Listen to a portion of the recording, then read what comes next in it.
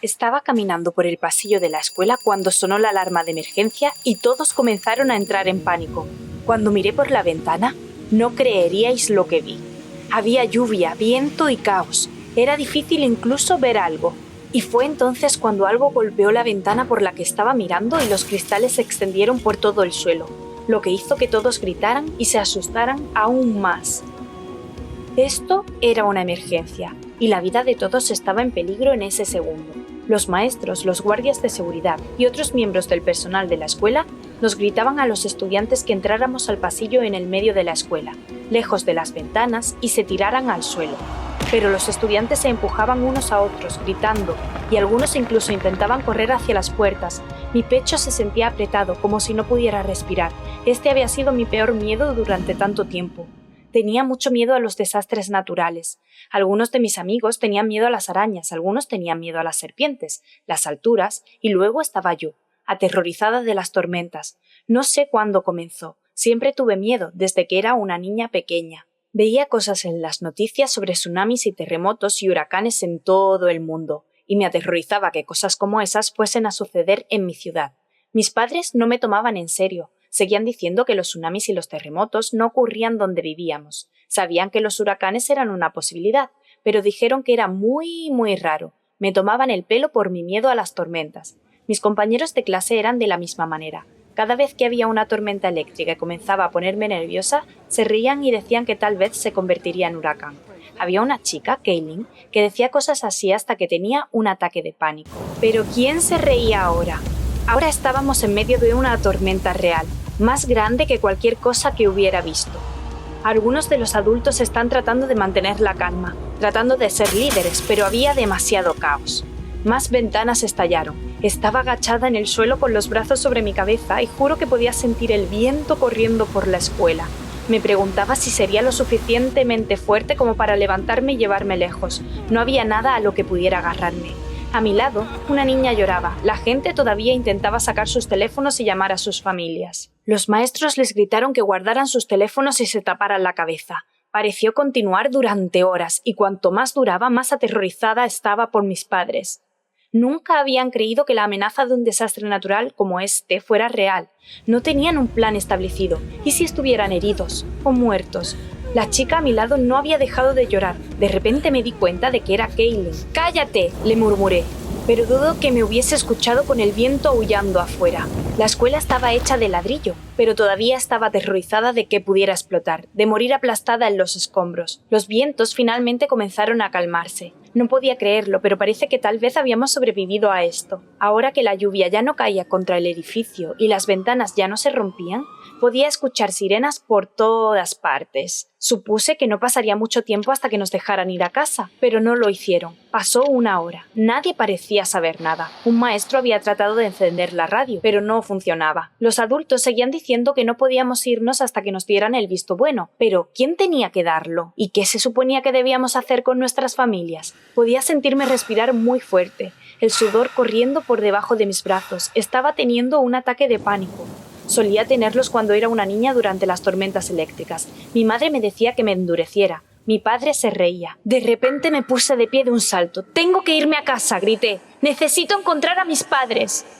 Una profesora me gritó que me agachara, pero no lo hice. Necesitaba encontrarlos, y luego comencé a correr hacia la puerta. La profesora me agarró del brazo. Sentía que mi brazo se iba a salir de su sitio. «Tienes que quedarte aquí», dijo. «Cuando sea seguro, un equipo de rescate comenzará a escoltar a los estudiantes a casa». Luché gritando y llorando. Sabía que todos me estaban mirando, pero no me importaba. Tenía que salir de allí. Finalmente, estaba demasiado exhausta para pelear más y me desplomé en el suelo con mis compañeros de clase. Esperé 2 horas más. Mi estómago gruñía y estaba tan exhausta que era difícil mantener los ojos abiertos, pero al mismo tiempo mi corazón latía con fuerza y sentí que nunca volvería a dormir. Todo lo que podía pensar era en mis padres. Mi teléfono se había perdido en algún lugar del caos. Los teléfonos de otras personas no tenían señal o sus baterías estaban agotadas. Nunca antes había conocido una impotencia como esta. Solo tener que sentarme y esperar, sin tener idea de lo que estaba pasando. ¿Cuándo vendría el equipo de rescate? ¿Cómo de grave eran los daños? Finalmente, un equipo de rescate entró en la escuela. Comencé a ponerme de pie y correr hacia ellos, pero otras personas también estaban de pie, todos ellos preguntando si podían ir a casa, pidiendo información sobre sus familiares. En ese momento sabía que golpearía a las personas, las apartaría si fuera necesario, haría lo que fuera necesario para salir de allí y volver a casa. Durante los siguientes minutos, los maestros nos gritaron mientras que los rescatistas intentaron hablar con nosotros en tono tranquilizador. Estábamos a punto de convertirnos en una mafia. Alguien me dio un codazo por accidente, otros me pisaron los pies. Tenía miedo de que me aplastaran. Me quedé en blanco por un momento. Y cuando finalmente volví a mi ser, un rescatador me estaba sacando de la escuela. La vista que me sacudió cuando salí fue una que nunca olvidaré ni entenderé. Había destrucción en todas partes. Las calles estaban inundadas, los coches fueron abandonados al lado de la carretera, algunos volcados. Las sirenas aullaban por todas partes, el cielo todavía estaba gris y turbio. Las tiendas que había conocido toda mi vida tenían sus ventanas rotas, sus paredes destrozadas. Las mascotas perdidas remaban en las aguas de la inundación o se refugiaban en terrenos más altos. Lo miré todo, sintiéndome entumecida. Mi familia solo vivía a unas 6 manzanas de la escuela. ¿Era así como estaba nuestra calle, nuestro vecindario, nuestra casa? Intenté volver a correr, pero un rescatador me hizo retroceder. «No puedes hacer eso», dijo. «Todavía estás en peligro, la inundación es grave, hay enfermedades que puedes contraer del agua, los vientos aún son fuertes, quédate conmigo». Le dije que necesitaba llegar a casa. Dijo que me llevaban a un refugio. ¿Pero qué hay de mis padres? Tomaremos su información en el refugio, haremos todo lo posible para contactar a cualquiera de sus familiares, pero podría llevar algo de tiempo. No puedo esperar, tengo que saber algo, vivimos justo allí. Señalé y le dije el nombre de mi calle, me miró por un momento. La mayoría de esas casas están destruidas, cualquiera que estuviera en ellas con suerte fue a un refugio contra tormentas o al sótano, o evacuaron. Mis padres no se irían sin mí, ¿no? Le rogué al chico que me dejara ir a mi casa, pero él no me dejó. Me apartó, incluso mientras intentaba correr hacia mi vecindario para comenzar a buscar en la ciudad a mis padres. Me llevaron a un refugio junto con el resto de mis compañeros de clase, y allí esperamos aún más, hasta que oscureció. Había un poco de comida en el refugio, pero no tenía ganas de comer. No podía creer que algo de lo que había tenido miedo toda mi vida se hubiera hecho realidad. Parte de lo que pasaba con las fobias era que se suponía que no eran realistas. Cuando mi amiga Kelly se asustaba con las arañas, ¿cuántas arañas podrían matarla por aquí? Casi ninguna. Mis padres siempre habían dicho que la posibilidad de un desastre natural era escasa, pero aquí estaba, en ese páramo desolado, mi casa destruida y no había forma de contactar con mis padres. Un niño en el refugio trató de ser amable conmigo. Me habló de su casa, que esperaba que aún estuviera en pie. Quería saber si su hermana pequeña había sido evacuada de la escuela primaria. Se ofreció a jugar a las cartas conmigo. Solo me senté y esperé. Debía haber comido en algún momento, en el suelo frío del refugio. Fue en la mañana siguiente cuando comenzamos a obtener información sobre nuestras familias. Fue devastador ver a la gente descubrir que sus familiares estaban muertos o heridos, pero vigilaba a las personas a las que se les decía que sus parientes estaban a salvo, que podrían verlos pronto. Recé para que fuera yo. Finalmente, alrededor del mediodía recibí una llamada. Mis padres estaban en el hospital recuperándose. Mi madre estaba en general bien, solo rasguñada, pero mi padre había perdido su pierna. Yo estaba en shock, nada de eso parecía real. Si no fuera por el hecho de que podría mirar por la ventana y ver la destrucción a mi alrededor, no lo habría creído. ¿Cómo estaría mi padre sin su pierna?